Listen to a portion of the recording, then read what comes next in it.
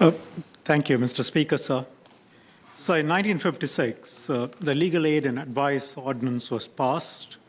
It aimed to deliver a free civil legal aid to deserving cases. The ordinance also contained provisions on criminal legal aid, but the latter provisions were not brought into force. That remained the position when we passed the Legal Aid and Advice Act in 1995. In 2013, I gave a speech at the Association of Muslim Lawyers' inaugural lecture, and I announced that the government had decided to directly fund criminal legal aid, and we were studying how best to do it. Philosophically, that was a big change. In the end, we decided to do so through CLASS, the criminal legal aid scheme run by the Law Society. In March 2015, I announced that the government would fund CLASS, and for CLASS itself, when we got funding included, some changes were made. First, the means test was redefined, enhanced. It allowed more applicants to qualify for criminal legal aid because the funding was supported by the government, and it directed aid to those who needed it most. Second, an honoraria was paid to CLASS lawyers to recognize the contribution of volunteers who take on criminal legal aid cases. However, it has to be said, the honoraria was very nominal. In 2018 and 2019, we started thinking that we could go further in providing aid, and we began reviewing our criminal legal aid model. We engaged the Law Society and the criminal bar for their views. We asked if they would support an expansion of criminal legal aid coverage. Law Society was in principle supportive, as was the criminal bar, but they were concerned about the impact on paid work for lawyers, whether this will take away work from lawyers and whether the lawyers' income will suffer. So they suggested expanding the coverage of offenses instead of increasing the means test coverage. So they didn't want us to cover more people, but they were quite happy to consider whether we can cover more offenses. After taking in the feedback, we came to our views, and in November 2020, I shared some of our plans. I said that we are not completely satisfied with our current model. I also said that the government in principle prefers the approach of a public defender's office. But there were a few issues to think about. First, we needed to make sure we try and minimize abuse of the system.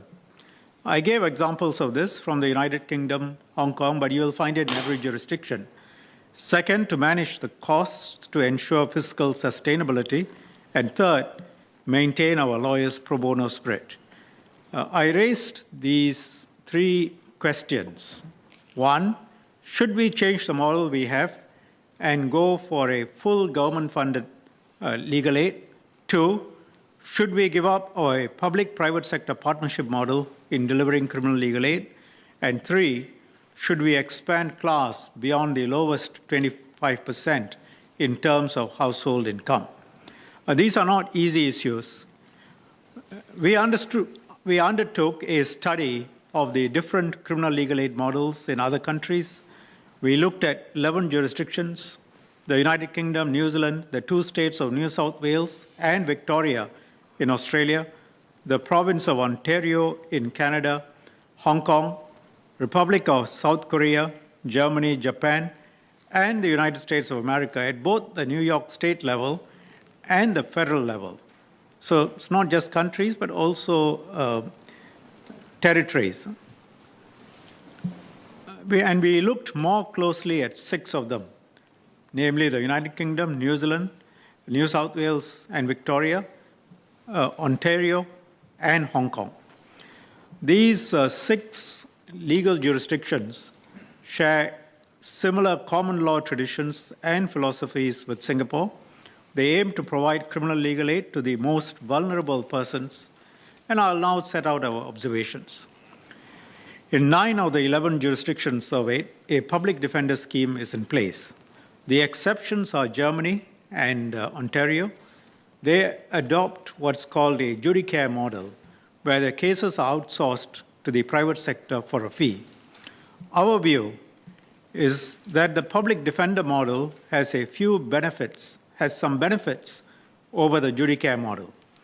The public defender scheme allows development of expertise because institutional knowledge can be built up. In the judicare model, the assignment of counsel is done ad hoc.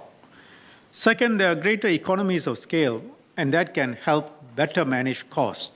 And third, our study shows that in the public defender model, where there is a specialized office, the public defender's office, over time, it's better able to access expert witnesses, medical forensic analysts, and so on.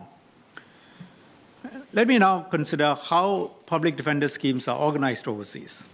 Other than Ontario, all the common law jurisdictions we studied adopt a hybrid model. This means that the state hires in-house lawyers as public defenders and also outsources some cases to the private lawyers. This model can strengthen the partnership between the private sector and the government and widen the pool of expertise that can be tapped. This is a model that we are considering. A strong partnership between the government and the criminal law is, in my view, quite important. If you look at the state of Victoria in Australia, for example, the Victorian Bar Association has its own pro bono scheme. They offer advice and representation to persons who cannot obtain legal assistance from any other source, and they complement the public defenders employed by the Victorian Legal Aid.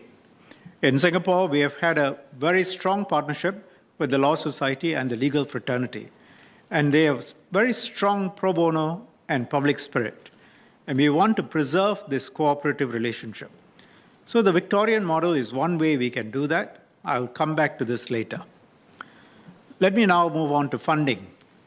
10 of the 11 jurisdictions we studied are fully funded by the government. The only exception is Ontario in Canada. There, the government co-funds the system with the Law Foundation. The Law Foundation is an organization set up by the legal fraternity. In any system like this, escalating costs are major concerns where criminal legal aid is fully funded by the state. There are various reasons for the increase in costs.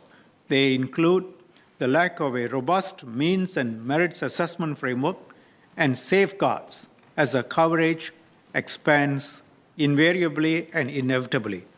Second, overbilling by private sector lawyers to whom criminal cases have been outsourced to. I shared an example of escalating costs when I spoke about this in 2020. For example, in Hong Kong, $217 million, that's Singapore dollars, was spent on both civil and criminal legal aid in 2018. And that was due to a continual increases in lawyers' fees of around 4 to 10% every year. Other jurisdictions also saw similar increases in spending over the last 10 years. And after a while, it was no longer sustainable, and some of these countries have then had to impose very sudden, drastic cuts to funding. The UK had to do it. 1996, Ontario cut its legal budget by 22% to control costs.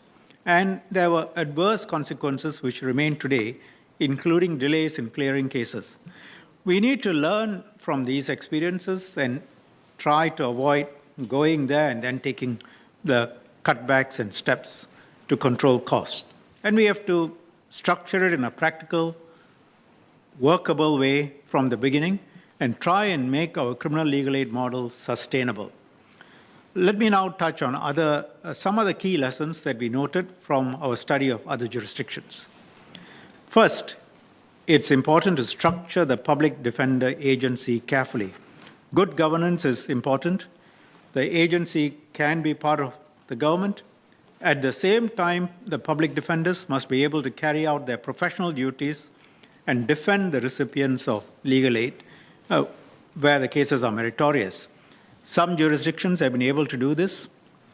A second concern is to as I said earlier, prevent the abuse of the criminal legal aid system. Mr. Speaker, sir, with your permission, may I ask the clerks to distribute an annex to my speech, which I will not go through, but will be taken as part of my speech. Yes, please.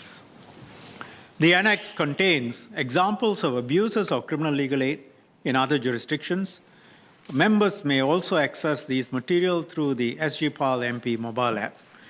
There are two categories of abuses which we need to be aware of. First, some lawyers, not the majority, in other countries, overbill, flout the rules for their own benefit, quite egregious. One example is Ontario, Canada. There was a lawyer who billed around $160,000 between 2013 and 2016.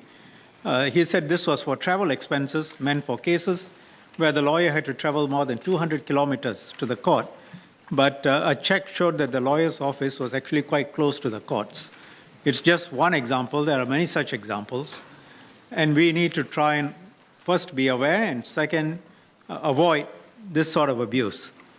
Overbilling in a variety of ways is not uncommon in these places. The second, and not infrequently, unmeritorious applicants who take advantage of legal aid includes individuals who are asset-rich or wealthy but find ways to meet the eligibility criteria. There are stories of legal aid recipients who turn up in Rolls Royces and other cars, which they say are not theirs, and they are held on trust for others. And third, there are also cases where the applicants fulfill the means and merits test, but are perceived to be morally undeserving of aid. There has been an uproar in other jurisdictions when such cases are covered by government-funded aid.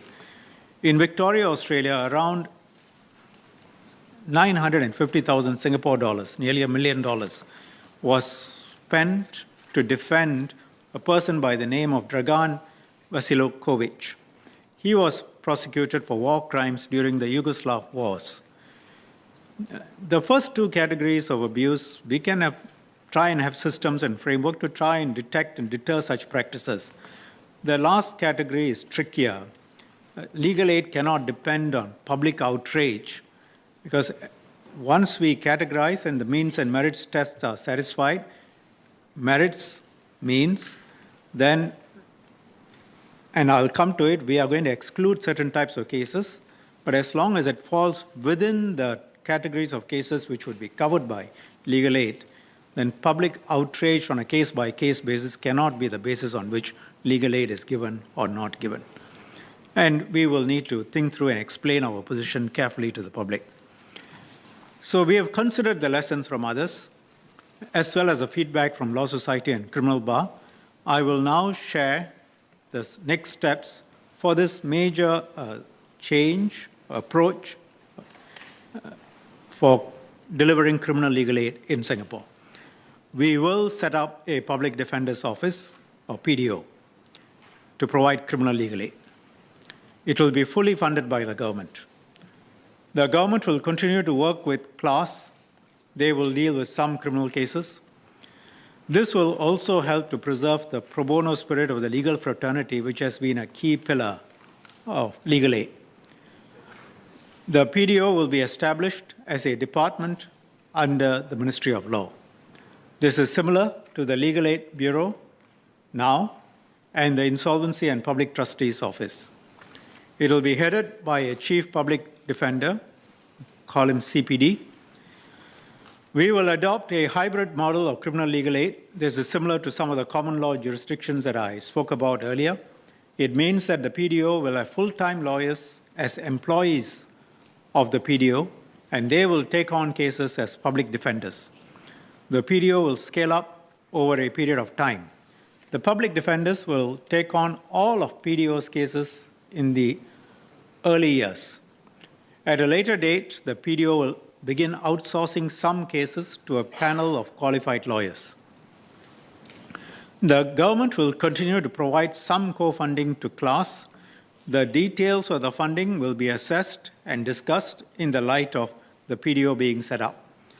Other details will also have to be worked out, including the cases which the PDO will handle and cases which class will handle. Let me now move on to what types of criminal cases the PDO will cover. We have decided to enhance coverage both in terms of income and the type of offenses covered. Currently, class covers up to the 25th percentile of resident households. Our assessment is that we should increase this to the 35th percentile. So we plan to increase income coverage from 25th percentile to the 35th percentile of resident households. This raises the per capita household income cutoff from $950 to $1,500. This means more Singaporeans, needy Singaporeans who require the services of a criminal defense lawyer will be covered. Second, we will expand the type of offenses covered.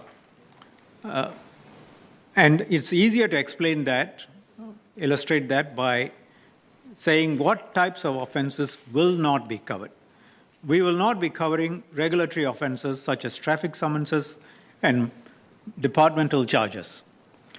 We will also not be covering offenses under 9 pieces of legislation whose primary purpose is to deter specific behaviors. These are gambling and betting, organized and syndicated crime, and terrorism. Offenses under these acts bring about significant negative externalities to society, and public funding, I think, will be difficult to justify being used towards defending such cases. PDO will also have the discretion to exclude cases where, if the CPD thinks that the representation may not make material difference to the case's outcome, they will have to apply a strong means test approach. This includes cases involving offenses with established sentencing frameworks. I mentioned earlier that we had consulted the Law Society Council and the Criminal Bar. They were concerned that the expansion of legal aid would affect the livelihood of lawyers who are providing paid legal services. We have analyzed our past data of the newly eligible persons who will benefit from expanded coverage. 60% will likely be litigants and persons, meaning that the impact on paid work for lawyers should not be substantial. And we have to do the right thing here. Our assessment is that in the main, lawyers' income should not substantially be affected, and their income will not in the main depend on people at the 35th percentile and below. What does this expansion mean in terms of numbers? In financial year 2020, class covered around 712 cases. We estimate that with these changes, the total caseload for criminal legal aid could increase by another 50%, or maybe a little bit more. And if the take-up rate for legal aid increases, and of course this number could increase. Earlier, I spoke about how other jurisdictions addressed rising costs. I also talked about how the system could be abused. So we will have to be careful about the cases the government funds using taxpayers' money. In other jurisdictions, expansions in coverage contributed to higher costs, and we will have to be very careful to try and not strain the public purse. We intend to put in place measures to try and ensure that aid is given only in deserving cases and try and ensure that the costs of criminal legal aid remain sustainable. Let me now move on to the staffing of the PDO. It will be staffed by lawyers who handle the work. This can include fresh graduates and younger lawyers, mid-career hires who want to do criminal legal aid work, and legal service officers. These officers will provide the depth of experience and institutional knowledge to build the PDO, and they can help ensure quality control.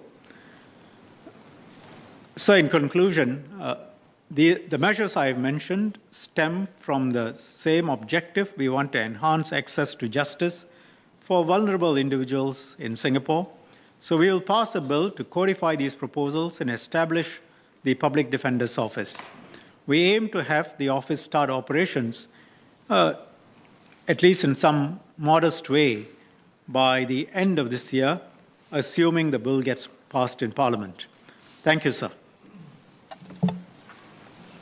Leader of Opposition.